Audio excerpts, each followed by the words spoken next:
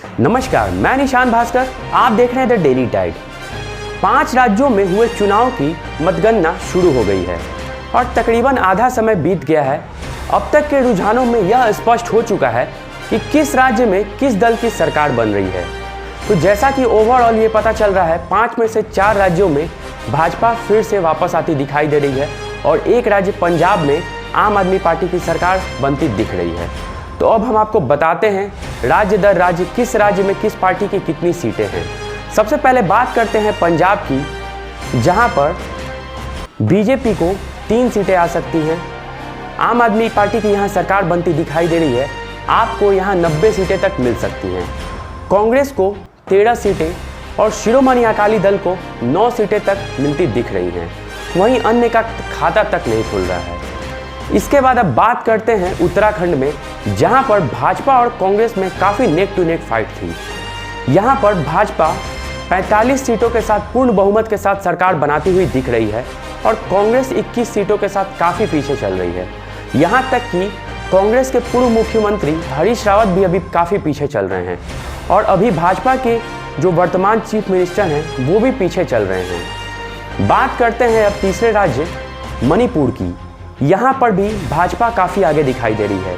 भाजपा को 31 सीटें, कांग्रेस 7 सीटें, एनपीएफ 3 सीटें और एनपीपी 17 सीटें तक मिलती हुई दिखाई दे रही हैं।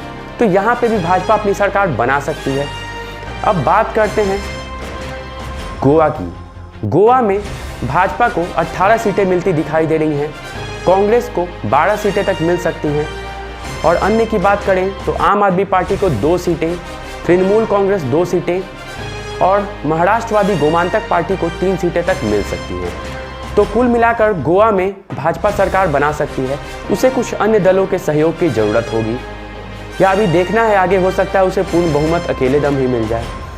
अब बात करते हैं सबसे प्रमुख राज्य उत्तर प्रदेश की, जिसके चुनाव परिणाम का सभी को इंतजार था और जैसा कि हमने एग्जिट पोल में भी बताया था, यहाँ पर भाजपा फिर से अपनी सरकार बनाती दिखाई दे रही है। हालांकि पिछले बार से कुछ सीटें भाजपा की कम हुई है, फिर भी भाजपा अकेले दम पे अपनी सरकार बनाती हुई दिखाई दे रही है। अब बात करते हैं सीटों की, तो भाजपा 270 से ज़्यादा सीटें लेती हुई दिखाई दे रही है। वहीं दूसरे नंबर पर समाजवादी पार्टी है, जो 120 के आसपास सीटें मिलती हुई अभी तक दिख रही हैं। इसके बाद कांग्रेस तीसरे नंबर पर चल रही है, जिसे 6 से 7 सीटें मिल सकती हैं। मतलब पिछले वाला ही प्रदर्शन कांग्रेस का है। और सबसे बुरी स्थिति तो बहन जी की पार्टी बहुजन समाजवादी पार्टी की है, जिसे कांग्रेस से भी कम 3 से 4 सीटें मिलती हुई दिखाई दे रही हैं और अन्य दलों को 1 से 2 सीटें मिल सकती हैं।